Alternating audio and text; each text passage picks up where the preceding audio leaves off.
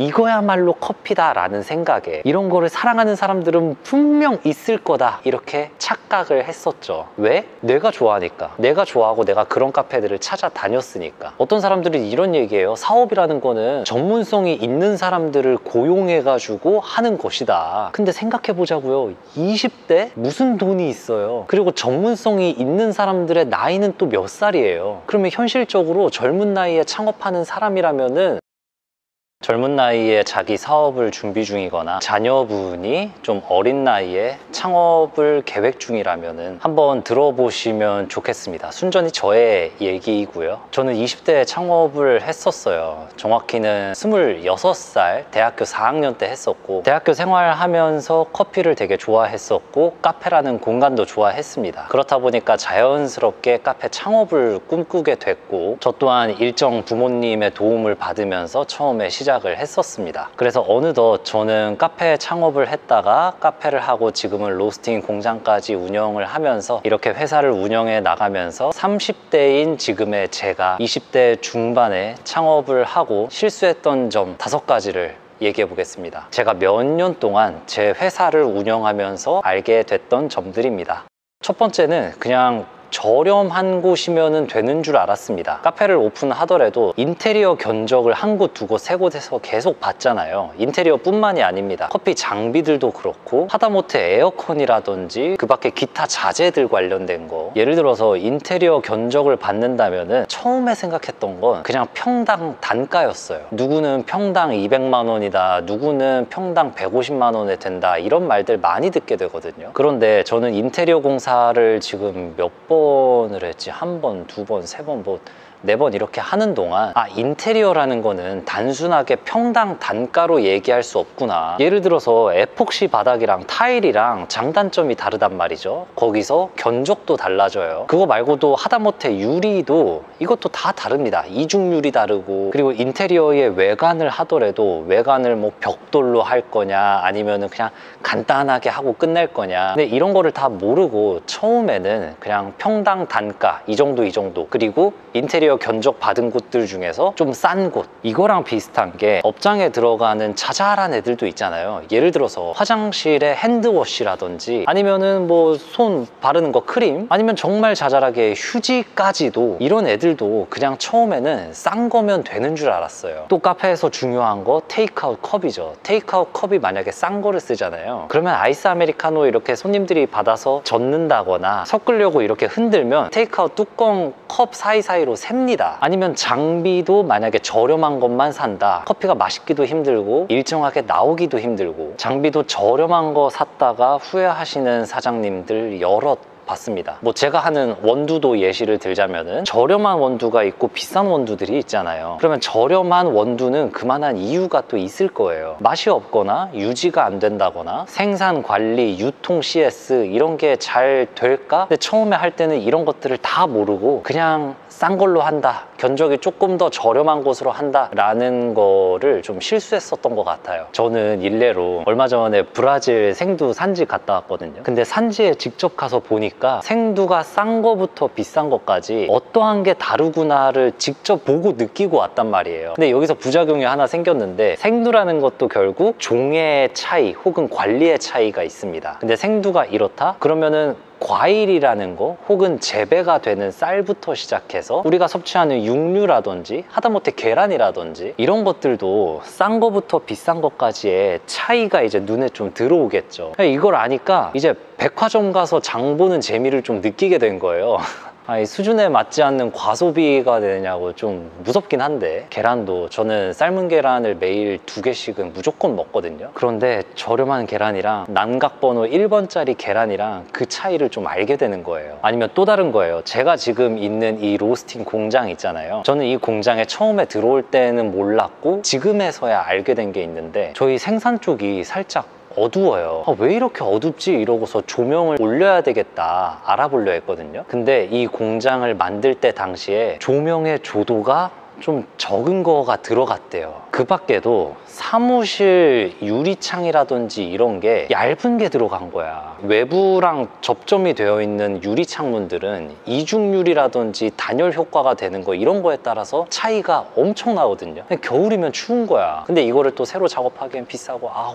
고로 제가 첫 번째에서 지금 전달드리고 싶은 메시지는 뭐냐면, 저렴한 건 저렴한 이유들이 있다. 창업을 하는 사람이라면 무조건 저렴한 거 쓰지 말라 이런 게 아니라, 저렴한 것과 비싼 거의 차이를 그래도 알고 있어야 된다. 그래야 내가 업체를 할 때 이 부분은 조금은 저렴한 걸 써야겠다, 이 부분은 그래도 좀 힘을 줘야 될 부분이다 라는 게 판단이 되거든요. 그렇게 내가 사용할 물품들에 대한 포지션을 정할 줄 알아야 한다. 하지만 이것도 결국 하다 보면은, 저는 이제 와서 좀 느끼는 거는, 내가 무언가를 사서 납품을 받아야 되거나 이래야 되잖아요. 그럼 솔직히 업체 간의 신뢰성, 그리고 그 업체가 추구하는 가치관이 우리랑 맞냐, 결이 맞냐, 이런 게 중요하긴 하더라고요. 제가 실수했었던 점 두 번째는, 나는 내가 빛나는 별인 줄 알았어요. 나는 특별하다라고 생각을 했던 거예요. 저 처음에 창업할 때 이제까지 내가 다녀본 게 얼마나 많은데, 남들 못하는 거를 내가 해가지고, 그러니까 나는 특별하고 내가 하면은 무조건 플러스가 있을 거라고 생각을 했거든요. 창업을 한다라는 게 창업 입고르 수익이 얼마냐 이런 얘기를 하잖아요. 그러니까 완전 처음에 할 때 그냥 어쨌든 수익이 있긴 있는데 그게 많고 적고의 차이만 있는 줄 알았어요. 미친 거지. 그냥 플러스만 있다라고 생각을 한 거야. 디폴트 값이 수익이 있다, 그게 크든 적든 어쨌든 있다, 이따위 디폴트 값이 있었던 거예요. 왜냐면 월급을 받았을 때는 마이너스라는 게 없었거든, 살면서. 그런데 해보니까 그게 아니더라고요. 오히려 점점 줄어들더라고요. 저는 사업계획서까지 완전히 다 하고 첫 창업을 뛰어들었었거든요. 그런데도 내가 운영을 잘못하거나 어떠한 결정을 잘못했을 때 수익이라는 거 없이 그냥 마이너스가 대뜸 따다당 찍힐 수도 있더라. 절대 기본적인 수익은 없습니다. 진짜 내가 생 난리를 치면서 엄청난 노력을 쏟아부어야 그나마 0값 실수가 있는 거지, 여기서 플러스를 창조한다라는 거는 그 사장에 미친 듯한 능력이 필요합니다. 이거에 더불어서 저는 특별하다라고 좀 생각을 했던 게, 아무래도 좀 어린 나이에 창업을 했었다 보니까, 저는 은연중에 저도 모르게 솔직히 말씀드리자면은 제가 살짝의 갑인 것 같은 느낌을 느꼈었어요. 왜냐면 업체들과 뭔가를 할 때 대부분은 어떠한 소비자와 공급자가 있으면 공급자들이 소비자한테 좀 맞추는 스탠스를 취하잖아요. 예를 들어서 카페 손님들이 와요. 그러면은 이 손님들이 갑이다 라고 생각하는 사람들이 있듯이, 처음에 창업을 하다 보면은 이곳저곳에서 대표님 안녕하세요 이러면서 계속해서 오다 보니까 내가 뭔가 특별하고 좀 어깨가 올라가는 그런 느낌을 받을 수가 있더라고요. 그런데 공급자와 소비자 간의 관계로 내가 생각을 하고 나와 거래를 하는 곳에 내가 살짝 높은 것 같은 스탠스, 나는 소비자야 라는 스탠스를 취하는 게 정말 바보 같은 행동이었구나 라고 생각을 합니다. 근데 공급자와 소비자 간의 이 관계에서 나는 너희들의 물품을 소비하는 사람, 소비자니까 내가 어깨가 높아지고 내가 위에 있는 것 같은 느낌을 받으면서 태도를 취하는 게 정말 부질없다. 어린 나이에 오픈을 하다 보니까 나는 소비자다. 근데 해보다 보니까 그거는 소비자로서 라고 생각을 하면은 안 되고 비즈니스라고 생각을 해야 되더라고요. 예를 들어서 업체 대 업체가 새롭게 만나서 어떤 비즈니스를 논의한다던가 무언가를 공급받는다라거나 이런 거를 모든 걸 다 얘기를 할 때 그냥 회사 대 회사로서 비즈니스와 비즈니스 관계로 생각을 해야 되는 거였지, 두 번째 주제에서 제가 던지고 싶었었던 메시지는 나는 특별하지 않다. 나는 이 비즈니스 세상 안에서 한낱 작은 존재다. 그리고 꾸준함, 묵묵하게 열심히 하는 거, 또 어떠한 문제가 닥쳤을 때 그 문제를 해결해 나가는 능력, 이거를 갖췄을 때 특별하다라고 할 수 있겠더라.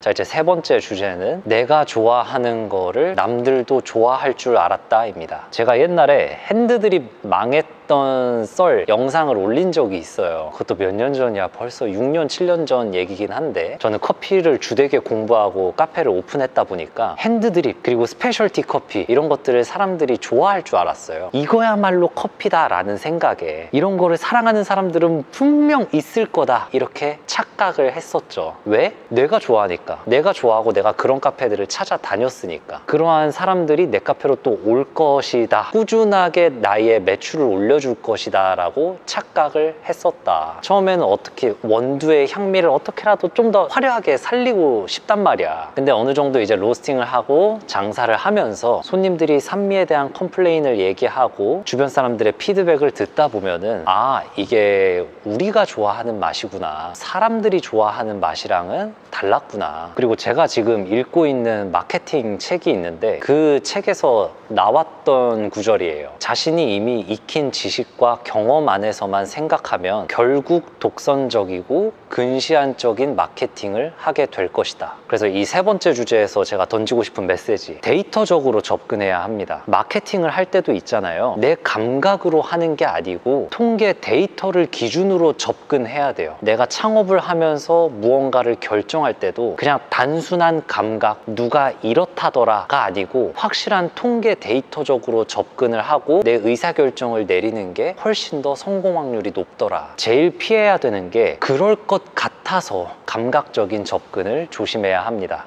그리고 네 번째는 작은 거 하나 때문에 내 일이 막혔을 때, 막혔던 것들이에요. 제가 처음에 창업했을 때 작게 했다 보니까 그 커피 누르는 템퍼 있잖아요. 보통은 에스프레소 머신을 사면은 그거를 증정으로 준단 말이죠. 근데 좋은 템퍼를 쓰고 싶은 거야. 이게 아무리 봐도 맛이 훨씬 더 좋게 나와. 근데 그 템퍼의 가격이 20만 원이었다? 근데 20만 원이라는 거는 작은 카페에서 하루 만에 벌릴 수도 있겠지만 장사가 안 될 때는 2, 3일 걸리는 매출이 될 수도 있어요. 그래서 저는 그때 이 템퍼를 너무 갖고 싶고 커피 맛을 업그레이드 하고 싶은데 이걸 살까 말까, 사면 이렇게 되고 안 사기엔 너무 아쉽고 이러면서 혼자 끙끙 앓고 있었어요. 근데 그때 이제 어른 한 분이 저한테 얘기를 해주셨던 게 뭐였냐면, 너는 나중에 몇 억, 몇십억, 몇백억을 굴릴 사람이 될 거다. 그런데 그깟 20만 원짜리로 네가 머리를 싸매고 고민하고 있다라는 게 내가 봤을 때는 너의 그 젊은 나이에 정말 어리석은 짓이지 않니? 뭐 이렇게 좀 했던 거예요. 그래서 그때 이제 확고하게 결정을 했던 건 뭐냐면, 그 20만 원짜리 때문에 내가 뭔가 이 창업해가지고 운영을 하고 있는데 그것 때문에 머리에 한쪽이 지끈지끈 아프다면은 그냥 그거 사버리고 빨리 날려버리고 그 다음 스텝들을 내 머릿속에 계속 채우면서 나아가는 게 맞더라. 그러니까 어떠한 작은 것들을, 이 작은 거가 내 머릿속에서 굉장히 거슬릴 때가 있거든요. 이것 때문에 내 전체가 무거워지는 사람들도 있고, 그런데 이럴 때 그냥 그 작은 거 어떻게든 빨리 해결해 버리고 그 다음 스텝으로 나아가야 되는 게 창업이더라. 이거를 해결해야 될 건지 아니면 마음을 접어야 되는 건지, 그러니까 나 자신이 내 마음속에 폴더 정리가 되게 잘 돼야 되는 거였어요. 그래서 이 네 번째에서 던지고 싶은 메시지, 사장, 창업을 할 사람이라면은 머릿속이 그렇게 지끈지끈 방해되는 게 있으면은 안 됩니다. 머릿속이 꽉 차 있으면은 안 된다. 머릿속에서 폴더 정리가 되게 잘 된 사람이 운영도 잘 할 수 있다. 작은 게 거슬리면은 그냥 빨리 해버리고 말아라.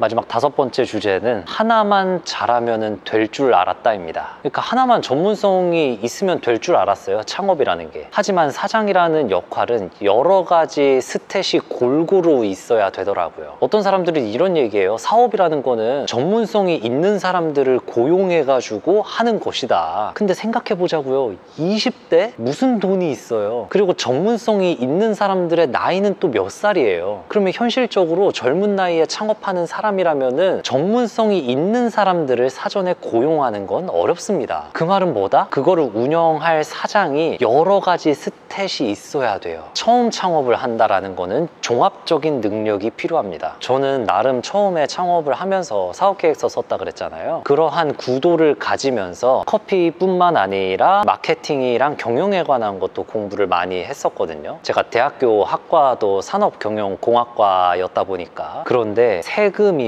노무 관련 직원들의 비즈니스에서의 의사소통 방법들, 그리고 온라인상에서는 그 시장 시장도 계속해서 변화를 하는 거예요. 그래서 처음에 그렇게 계획을 갖고 시작을 하기는 했지만 커피 하나만 잘한다고 해서 뭐 하나만 잘한다고 해서 되는 문제가 아니더라. 여기서의 메시지는 창업을 한다라는 거는 모든 분야의 그 기본기라고 해야 될까요? 베이스는 알고 있어야 한다. 하지만 저도 그랬지만 처음부터 완벽하게 시작하는 사람 없어요. 결국은 그거의 부족함을 알고 공부하고 실행하고 고쳐나가고 이러한 사람들이 계속 나아가는 거 아닐까 생각합니다. 그래서 또 하면서 저는 느꼈던 건 이런 거에 대한 공부를 할 줄 모르는 사람은 계속해서 나아가는 게 정말 힘들겠다. 성장하는 데에 어느 정도 한계가 있겠다. 반대로 내가 엄청나게 열심히 그거를 노력하고 이걸 해결해 나가고자 하는 의지가 있는 사람이라면 그 사람은 분명 쭉쭉 치고 나갈 수 있겠구나